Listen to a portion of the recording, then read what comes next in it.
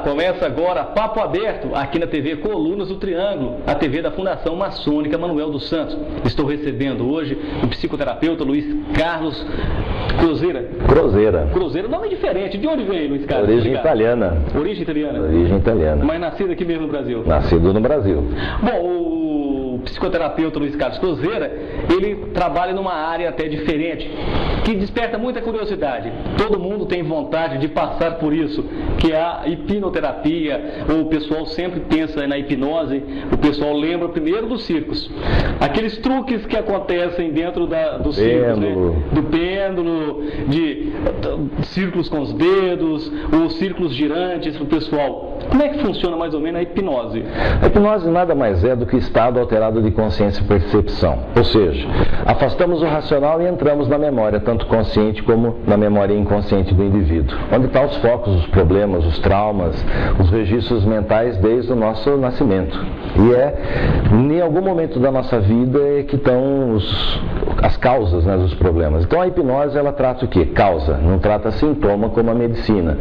Então nós enxergamos a causa, buscamos, e aí que tem as diferentes linhas de hipnose, que é a clássica. Antigamente, em 1723, entendia-se que para você resgatar um trauma, para tratar um trauma, tinha que resgatá-lo, revivenciá-lo, sofrer de novo, toma consciência e pronto. Isso de 1723. Em 1927 apareceu o médico americano Milton Erickson, estudando as metáforas e sugestões, e viu que a mente, ela é sugestionável. Então, através de uma nova realidade, através das metáforas, você pode assimilar novos conhecimentos e mudar os seus comportamentos, os hábitos e os costumes. A condicionativa surgiu em 1983 aqui no Brasil, na cidade de Jaú, São Paulo. As primeiras pesquisas da hipnose condicionativa data de 1983, onde eu consegui ver que a mente humana, ela não precisa ser trabalhada em metáforas e também não precisa revivenciar ou sofrer os problemas de novo. Ou seja, nada mais, nada menos do que através da hipnose, que é uma ferramenta, um instrumento para entrar dentro da memória do indivíduo, como se fosse a memória do computador, a mesma coisa. E lá vamos até a causa e nós removemos a emoção do trauma. A pessoa bateu um carro, sofreu um acidente e tem medo de dirigir a partir de então. Então nós levamos ela até o momento do acidente, ela não revivencia, ela simplesmente remove a emoção que envolveu aquele momento, o abalo emocional daquele momento. Quando a memória consciente vai buscar novamente aquela informação, não acha a emoção. E acabou, resolveu o problema. Damos uns mecanismos motivacionais para ela e é uma sessão. Uma sessão ela volta a dirigir novamente. Bom, o que eu ia te perguntar, Luiz Carlos, é o seguinte: a gente viu que no passado, antes de se descobrir a anestesia, muitos médicos falavam que a dor e uma cirurgia teriam que se conviver juntos para sempre. Mas alguns médicos em algumas localidades, principalmente no Oriente, no Oriente, eles utilizavam a prática de hipnose para que a pessoa pudesse passar por uma cirurgia sem sentir dor. E isso é possível? Sim, com certeza. A dor, ela passa pelo processo neurológico. Né? Você tem, através das mitocôndrias, das células, as informações que vão para o cérebro, vão para a parte neurológica. E o registro está dentro da memória. Então o que nós fazemos? Nós fazemos uma anestesia sem o produto químico, nós tiramos a sensibilidade da região. Então, a neurologia, o cérebro do paciente entende que aquela região, no caso do dentista, por exemplo, a boca, ela vai perder a sensibilidade. Perdendo a sensibilidade, ela perde o tato. Perdendo o tato, os mitocôndrias não conseguem identificar os registros da dor. Então, nós criamos analgesia e anestesia ao mesmo tempo. E ao contrário da dor é o alívio, né? Então, nós trabalhamos não o lado negativo da mente, mas o lado positivo, provocando alívio. Então, 1983, um dos maiores desafios que eu tive foi trabalhar a questão da dor, da hipertensão arterial, do controle dos níveis de diabetes, do colesterol no sangue, que estão associados estritamente à questão emocional. Então, estudando a mente desde criança, um apaixonado por hipnose, eu na época não tinha condições de fazer cursos de hipnose, não existia também aqui no Brasil, e a partir daí livros eram difíceis, eu comecei a pesquisar por conta própria. Em 83 eu tinha uma escola de informática lá em São Paulo, no interior, em Jaú, e a partir daí os alunos com dificuldades de aprendizado eu comecei a trabalhar a dificuldade de aprendizado dos alunos através da hipnose. E dava resultado surpreendente. Então, minha primeira área científica de atuação foi na questão educacional. Só depois de alguns anos eu entrei na área de saúde, trabalhando obesidade mórbida, depressão e etc. Mas aí naquela época você falou que da escola de informática, mas era o sistema DOS antigo ainda, aquele sistema binário, Basic ainda, né? Que era um sistema bastante complicado, que com o sistema Windows, felizmente, para a maioria das pessoas ficou mais fácil. Sim. Mas continua existindo por trás dessa tela que você vê, dos códigos que você vê, atrás ainda existe um sistema binário. Em 1983, nenhum banco no Brasil era informatizado ainda. A informática nós estávamos naquela reserva de mercado, aquela dificuldade toda de desenvolvimento tecnológico. E a hipnose condicionativa, ela nasceu do Basic. Né? O if then, sem então, né? É a comparação de informação, você faz um desvio para uma rotina. Então eu consegui transportar para a linguagem de memória humana a linguagem Basic. Por isso você cria uma condição, né? Se você teclar a letra A, vai processar tal coisa. Então, na questão humana, se você vê a questão do alcoolismo, das drogas, por exemplo. Então, se você vê o álcool, eu dou uma função para descarga fisiológica, por exemplo, uma reação de mal-estar.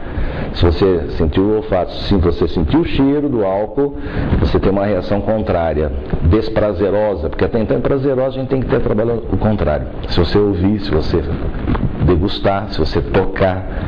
Então eu trabalho os órgãos dos sentidos dentro. Por isso chama hipnose condicionativa. Nós criamos uma condição. Ou seja, descondicionamos a memória com aquele registro prazeroso, descondicionamos, recondicionamos a memória com uma nova condição fisiológica.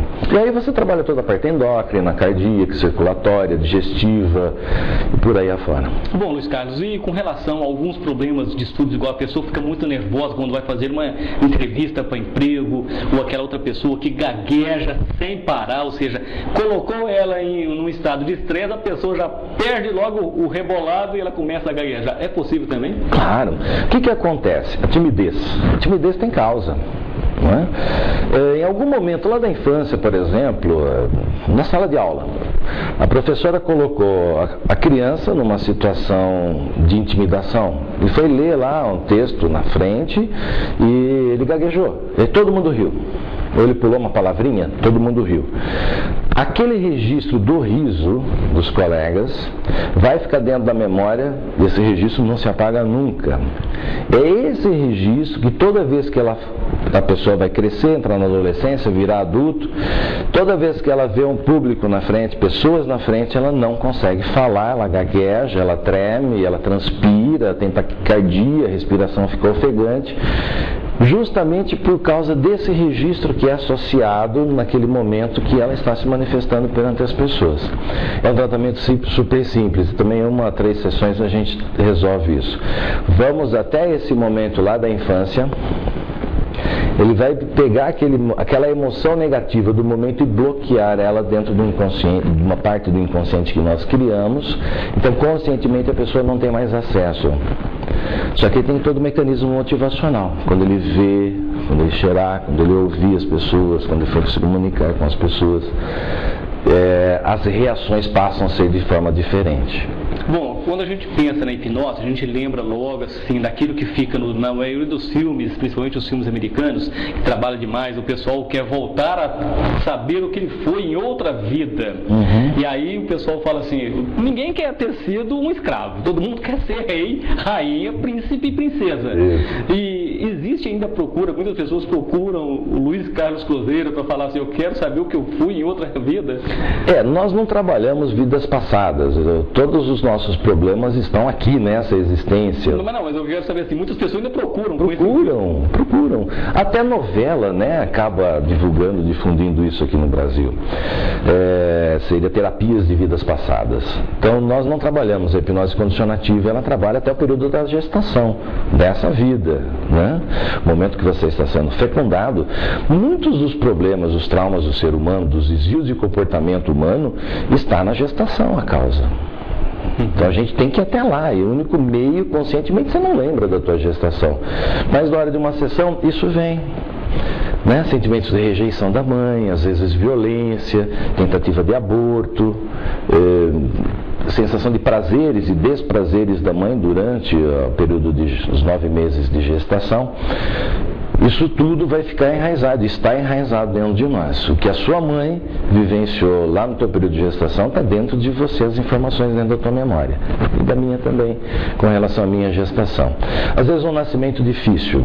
A pessoa, na hora de nascer, tem um cordão umbilical envolto no pescoço. Isso vai gerar problemas respiratórios na infância. Bronquites, asmas, as causas estão no nascimento. E não existe medicamento para você trabalhar isso porque está dentro do seu emocional. O seu emocional não é físico, é uma energia psíquica. Então é só a hipnose para chegar lá e resolver, não existe outra ferramenta. Então, quando a medicina não consegue resolver os problemas, a própria psicologia não consegue resolver os problemas, aí entra a ferramenta da hipnose. Então hoje a medicina, ela adotou já a hipnose como coadjuvante aos tratamentos convencionais. Até no campo psiquiátrico, a odontologia também e a psicologia também. E existe a terapia, né? Os terapeutas aqui no Brasil, que é uma profissão reconhecida pelo Ministério do Trabalho. Então qualquer pessoa hoje pode receber os conhecimentos da ferramenta da hipnose e atuar dentro da própria família, dentro da sua comunidade, dentro da escola. Enfim, nós estamos com um projeto maravilhoso na área educacional agora, que nós lançaremos no 2º semestre desse ano. Tratar criança problema. Porque hoje o que mais tem nas escolas, nem os pais dão conta.